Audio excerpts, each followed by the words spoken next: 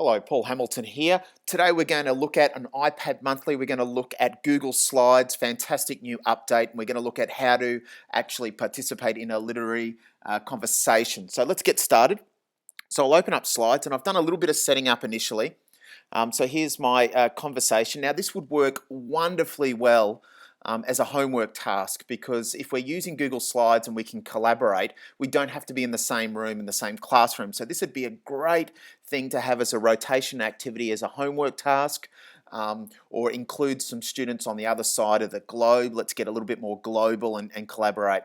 So today my kind of book conversation, if you like, is on The 100 by Cass Morgan, a book that I've just finished and my girls are reading at home. Really fantastic book. They've just made a mini-series, I think, over in the States on it. So it's fantastic. And all I've done really is created some slides. So summary of the book, I've got a famous quote from the book, I've got a little visual that's taken from the series looking at survival, and I'm just going to quickly show you how easy it is in regard to doing some things with Google Slides now, and it's really fantastic. So if I create a new slide here, and if I use the title in two columns, we could actually have our leading question up the top here. So it can be any question.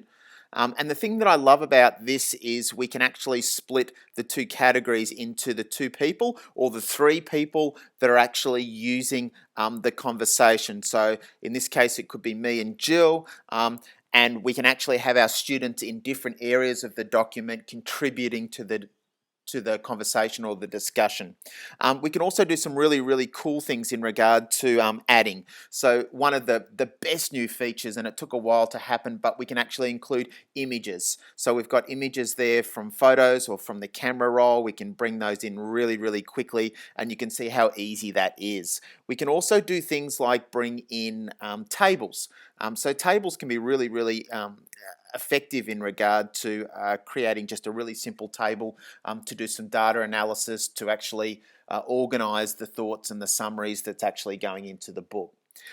But I guess where the true benefit of this lies is in the students actually creating the questions or being the drivers of the learning process. So I would suggest, and if you look at the pedagogical tip at the top of iPad Monthly here for this task, I would suggest that you start to actually get the students to create a slide each and really think about those deeper level, higher level thinking questions that the kids can actually do. So instead of just repeating back what the book was about, get them to really think about the quotes, think about the characters, think about text to self, text to the world. Those sort of comprehension things we really would like to push, because that's the benefit of this task. So how does it look with two people? Well, let me just see if I can get another, let's see if I can get Jill up on the screen. Oh, that's working quite well.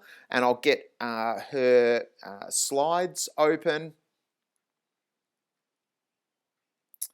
And you can see here that I've shared it with Jill here. I can open that, and now I'm in the same doc.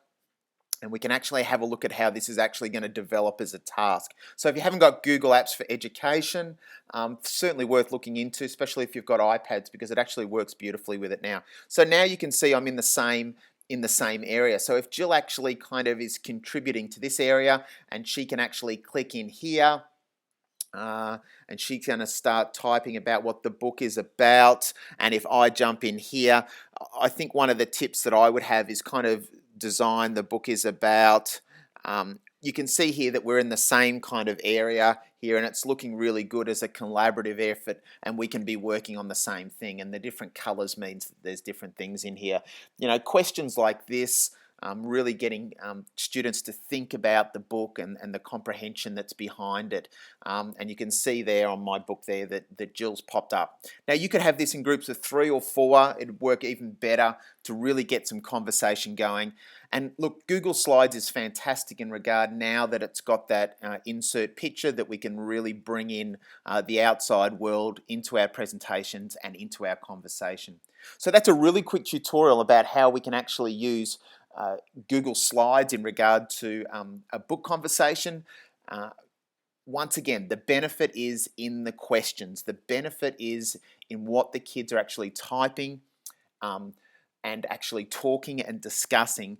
The technology and Google Slides is just a tool of enhancing that collaboration and enhancing that thinking that's happening in Google Slides. But I think this is a fantastic little idea to get kids really talking about the books that they're reading, to collaborate, let the document, let the presentation really grow, and see what your kids can come up with. You'd be absolutely stunned at the conversation and the dialogue that they're actually having between each other on fantastic books that are available. So Paul Hamilton here, signing off.